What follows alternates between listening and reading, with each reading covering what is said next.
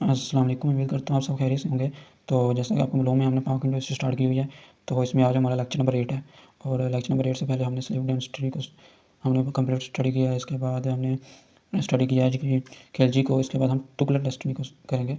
तुगलक में हमने सबसे पहले हम देखें मुबारक शाह जो था वो आखिरी हुक्मरान था खिलजी डेस्टिनी का। तो उसको कत्ल कर देता खुसरो मलिक के नाम का एक शख्स। तो जब देखता है कि भाई हमारे ऊपर तो हिंदू हुकूमत करने लगे हैं, तो वहाँ उसका जो गुलाम होता है गाजी मलिक, तो वो मतलब कब्ज़ा कर लेता है, उसको कत्ल करते हैं खुसरो मलिक, और खुद मतलब कब्ज़ा करके ना तो ये बुनियाद रख लेता है तुगलक डायनेस्टी की। तो आज हम इसे डिस्कस करेंगे। इसके सबसे पहले देखेंगे बड़े जो रूलर थे वो देखेंगे, इनका टाइम पीरियड देखेंगे, इनके इवेंट देखेंगे। सबसे पहले गयासुद्दीन तुगलक था जो कि 1320 से 1325 के दरमियान रहा, और ये क्या था, फाउंडर था डायनेस्टी का। इसके बाद मोहम्मद बिन तुगलक आता है 1325 से 1351 के दरमियान। इसके मोहम्मद इब्न मोहम्मद आता है। इसके बाद फिरोज शाह तुगलक आता है 1351 से लेकर 1388 तक, जो कि मोहम्मद बिन तुगलक का कज़न था। ये मोस्ट इंपॉर्टेंट प्रोमिनेंट कहा जाता है, ये था उनका रूलर। उसके बाद नसीरुद्दीन मोहम्मद शाह तुगलक आता है 1394 से लेकर 1413 तक, जो कि लास्ट सुल्तान होता है। इसके बाद ये हमको याद रखना है कि पूछ सकते हैं कि फाउंडर कौन था और लास्ट कौन था। फाउंडर था गयासुद्दीन तुगलक और लास्ट था नसीरुद्दीन मोहम्मद शाह तुगलक। तो सबसे पहले हम देखेंगे इसके फाउंडर के बारे में, गयासुद्दीन तुगलक कौन था।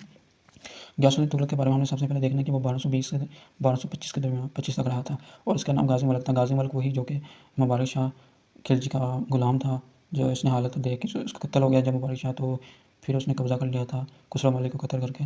तो इसके बाद उसका ताल्लुक जो था ना तुगलक हुकूमत का ख़ानदान का बानी था। ये याद रखना, हमने अपने टाइम का सिक्का जारी किया, अपने नाम का सिक्का जारी किया था।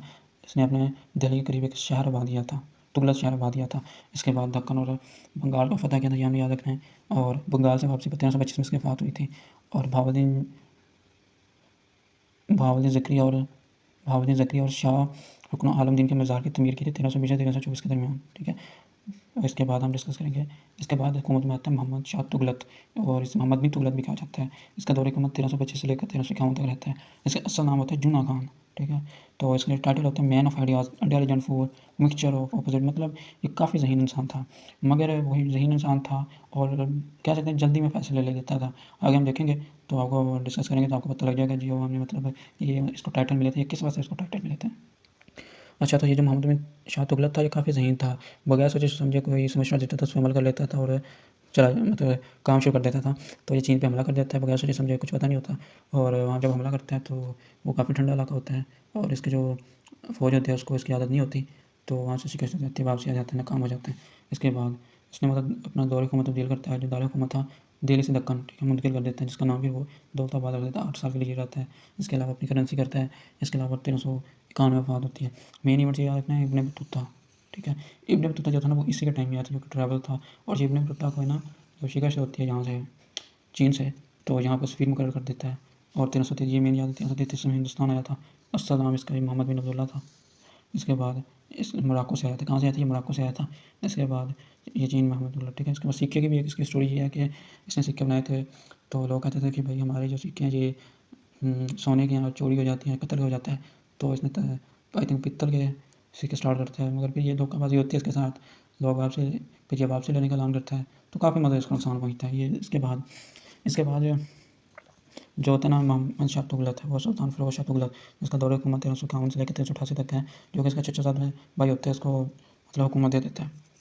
और इसने मतलब मेन चीज़ ये की थी कि इसने इंट्रोड्यूस किया था कैनाल सिस्टम। पूछा जा सकता है कि कैनाल एलिगेशन किसने बनाई थी या 5 कैनाल सिस्टम किसने बनाया था, वो सुल्तान फिरोज शाह तुगलक ने बनाया था। इसने एक मेन चीज़ ये थी दलाल पुल और मुल्तान सिटी में नहरें खुदवाई थी, और ये फिरोजपुर और फतेहपुर जौनपुर ये मतलब सिटीज़ इसने बनाए थे। ये मतलब इसकी मेन बातें हैं जो हमने याद रखनी है।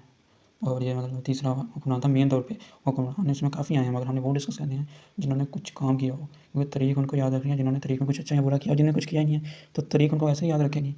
तो इसके बाद हम डिस्कस इसके बाद 1388 में इसकी वफ़ात हो जाती है, फिरोजपुर में दफन है। इसके बाद हुक्मरान आए, और वो इतने मतलब कारगर साबित नहीं हुए ना, उन्होंने कुछ खास काम किए हैं। उसके लास्ट हुक्मरान हमें याद रखना है जिसका नाम था नासिरुद्दीन मोहम्मद शाह तुगलक, जो 1394 में आता है, 1413 के दरमियान 13 तक रहता है। और ये इसकी मेन चीज़ ये याद रखनी कि यह लास्ट सुल्तान था तुगलक डायनेस्टी का।